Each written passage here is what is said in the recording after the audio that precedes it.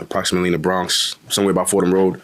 My car accelerated due to a cable that was stuck in front of the acceleration cable. So as I pressed down on the gas, it stuck it, and then the car just lifted off by itself.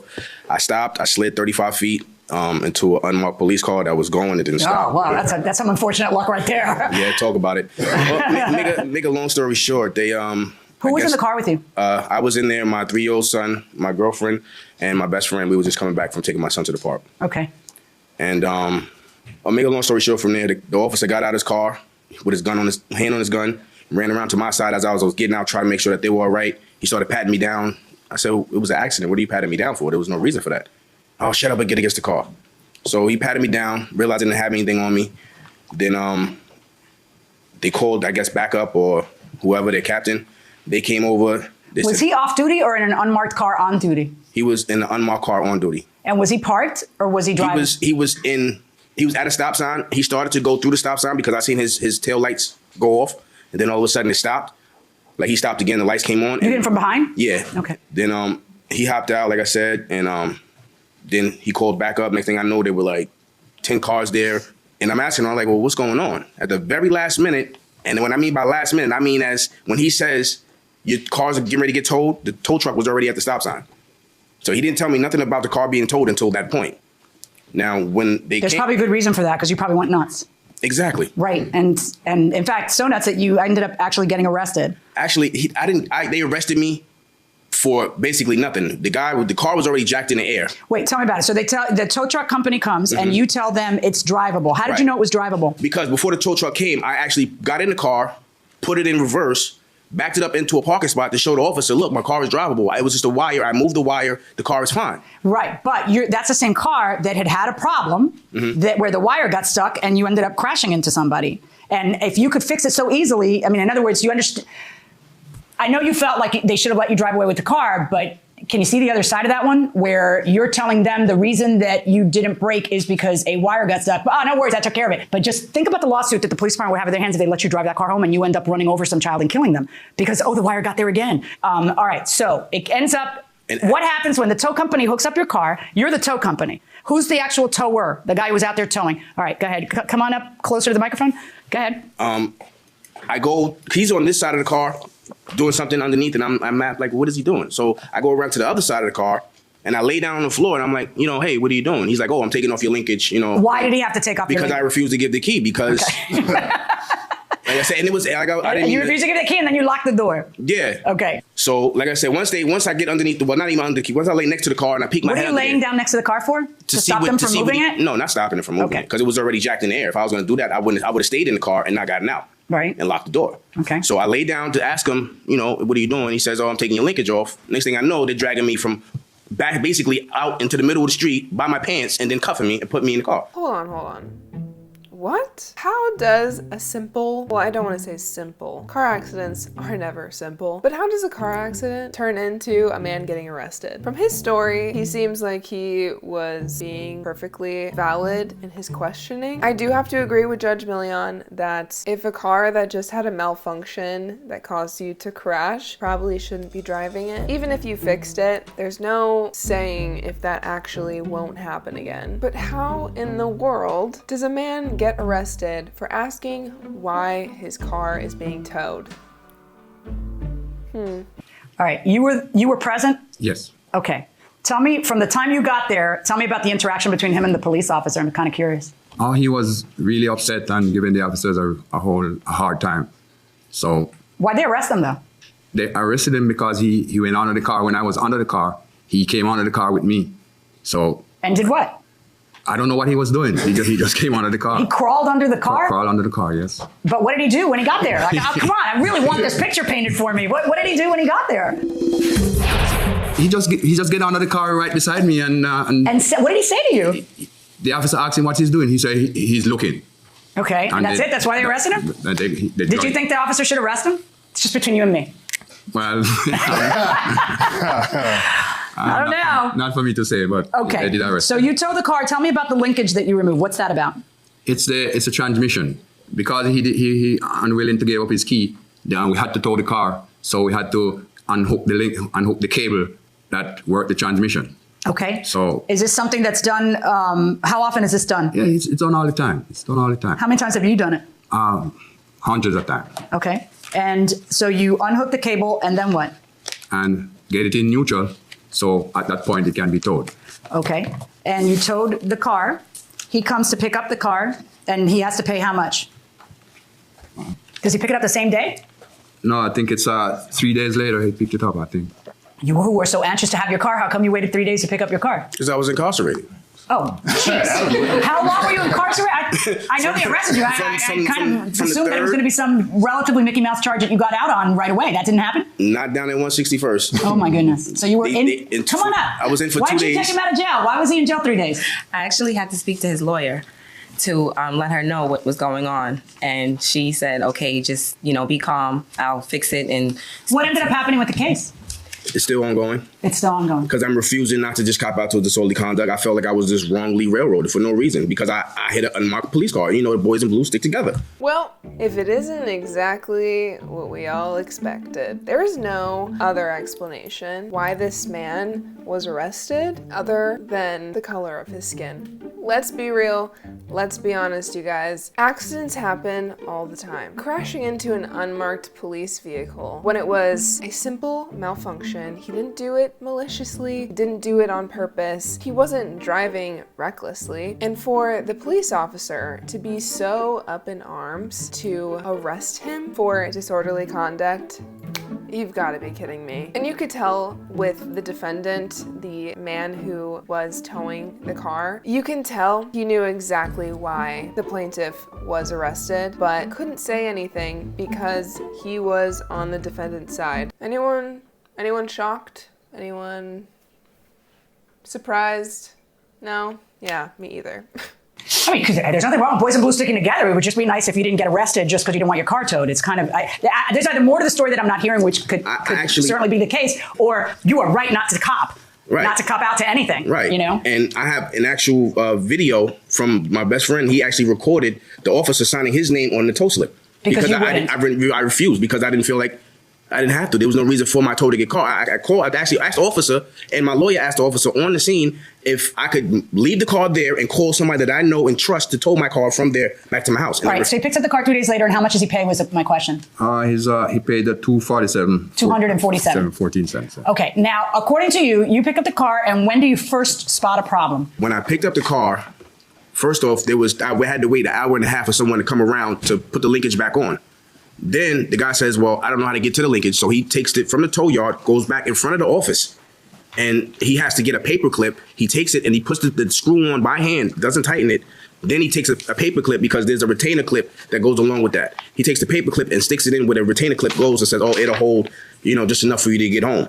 The heavyset gentleman in the middle is the guy that I saw and basically complained to him when I realized that these problems were in my car. He says, oh, really? What problems did you complain about? The doors being open, the lower vent. What do you mean the doors being open? I locked the doors. You mean unlocked, not open? No, they were open too.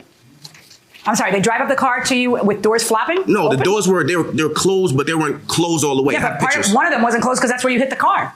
No, the door's closed fine. Do you have pictures of your car? Yes, I do. These are from the tow yard. These are from the steering column. And this is from where he writ on a linkage where it was supposed to be put back together. And they act like your lawsuit is for two things, according to the original lawsuit that you filed: damage to the shift linkage and interior of car. What was the damage to the interior of car? The steering column is completely cracked in half. And the steering, where it's cracked in half, is basically where you shift it. Because I have a floor shifter. You think they did that? Of course, because they had to forcefully put it in neutral. He's complaining about a crack to the steering column. Does someone want to address that? The car was locked. We were never inside the car, Your Honor. As he said earlier, he locked the car. He wouldn't give us entry. That's why we had to drop the linkage and put the car in neutral. We never had keys to the car. When he picked up the car, how is it that they would be able to have your car unlocked and open and go inside and crack your steering column for spite? Because at that point the car was actually. I'm in the middle of my question. Oh, I'm sorry. Because at that point the car was already on the lot. How would they have access to do the kind of damage that you're claiming they did when you locked the car and didn't let them in? Which is why they had to remove the linkage to begin with. Okay, the damage was done to the linkage in the steering column at the same time, whereas he's forcefully trying to put it in neutral from underneath the car. Okay, now I know you're an expert because you're the guy who diagnosed the wire under the, but do you have any expert testimony to say the things you're saying right now? Oh, right here. Yeah. It's on this because they're telling me This is from Okay, so when you pick up the car, according to you, you see the crack there, and what else? the crack. Well, first thing first, because I had to walk up to the car, I saw my doors were open, and there's pictures of it on the lift while it's still jacked you up have in a the air. picture? Yes, you have everything right there. Now, it's on the lift. This is when they're I went to bringing get it to you? Yes.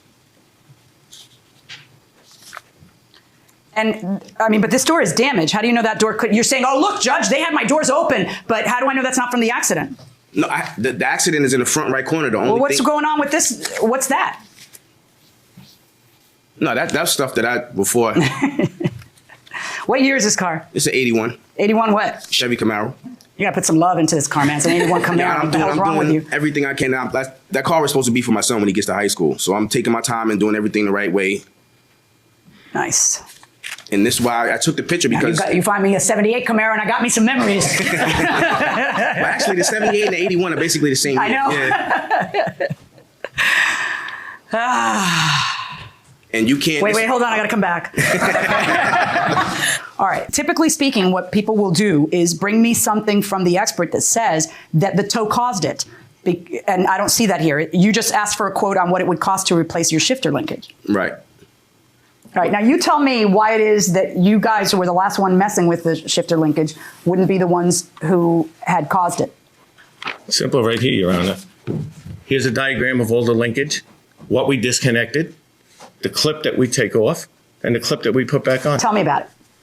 You take it's like a paper clip. You take it off, you take a pair of pliers, you manually put the transmission from park to neutral. You never touch nothing inside of the car. You're bypassing the whole inside of the car now. You're never near the shifter, no nothing. You're working straight from the transmission. You're going from park to neutral. You're towing the car. When you're finished, you put the car back in park. You put the rod back on. You put the clip back in place. That's it. You're done. Bada bing, bada boom. This man catching strays. The heavy-set man in the middle. This man has got to be the most New Yorker person I have ever witnessed. Not only is he wearing the New York shirt, which is a wild choice to be going to court in, but the way he's just like, you put the thing in the thing, you take the paper clip out, and you take the wrench, and you twist it from pack to neutral. Bada bing, bada boom. Bob's your uncle. I love it. And here's diagrams to show that. So, I mean, in other words, your implication is that no one could ever ruin it by doing that, I guess. Do you have anything from anyone saying, hey, this got ripped, or this got, saying something that would indicate to me that it was during the tow? Oh. You know, all it says is this is what it cost to buy a new one. Okay, that's interesting. I could pick up a phone and call somebody and say this is what it costed. It doesn't say the part you need, which is that it's their fault. Well, she was there when I picked the car up. She was there when they took the car. And basically when I took it to the shop to get the estimate done for the body work, and he put it on the lift. Who'd you talk to over there? The owner. What's his name? It's on the slip. I don't see it on the slip. So you tell me and what? Are you saying that they said it was the tow's fault? Yes. Were you there? Yes. And did they say that? Yes, they did. Good. Give me the name of the person who said that. This is the same person that wrote this estimate is the same person that told me this. That what? That it was during the tow? That it was during the tow. Because they didn't put it on that paper. You know that, right? Right. All right, court's in recess. Hi, I had a very interesting conversation with the owner of King's Auto Experts Incorporated, Joe, who was a peach, and was very tolerant of my complete and total lack of knowledge of cars and this method of solving the issue you guys had out there and towing it that way. So I spent a great deal of time asking him questions, and he says you guys did it wrong. He says you guys did it wrong. He says that it wasn't in, and I didn't expect that. I fully expected to be able to, clear my head and have him say, if I thought that, I'd have written that, which is usually what happens. When I go the extra mile to get to the bottom of things, they'll say, well, no, that's a guess, but I'm not willing to say that.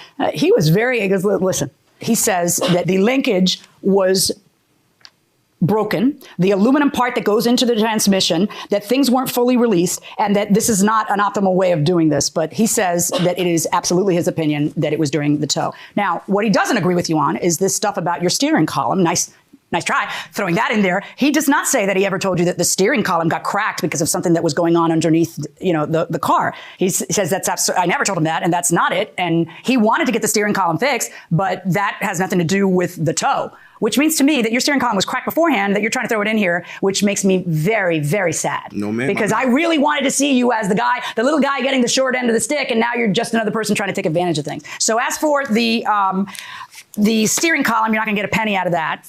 But as for the damages to the linkage, I'm going to, in fact, find in favor of the plaintiff in the amount of the $1,674. That's my judgment. Good luck, folks. Hold on, please.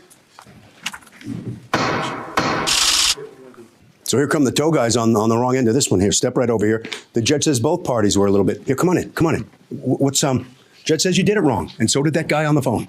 Well, that's the judge's opinion. And Well, she got it from him. He's the expert. No, we're the experts. That's his opinion. We have documentation of how it's done. You said you That's pull his the cotter opinion. pin, take out the rod, and then you, maybe you didn't, No, there's only one way to, and we did it correctly. But everyone's entitled to their opinion. Okay. And that's what they did. All right. Okay, you just head right around the corner here, Thanks. sign your documents on the way out. And, okay, so you tried to sneak a little extra in there, or so says the judge. Actually, I didn't. I didn't notice it until I picked the car up. So you satisfied with what you come out of here with? So At far. least you were able to prove that they did damage your car by towing it incorrectly. Absolutely. Good enough for you? It's good enough for what I have to do. Okay. I am happy that the plaintiff got something out of this case, because very clearly there was something shady going on in that whole situation. And seeing as his case is still pending with the whole arrest, hopefully he gets that squared away too. I don't care what anyone says, he did not deserve to be arrested. Anyone's gonna be upset that their car is being towed, especially considering the damage to the car definitely didn't look like it was totaled and undrivable. I'm curious to know your thoughts on this case. Let me know in the comments down below.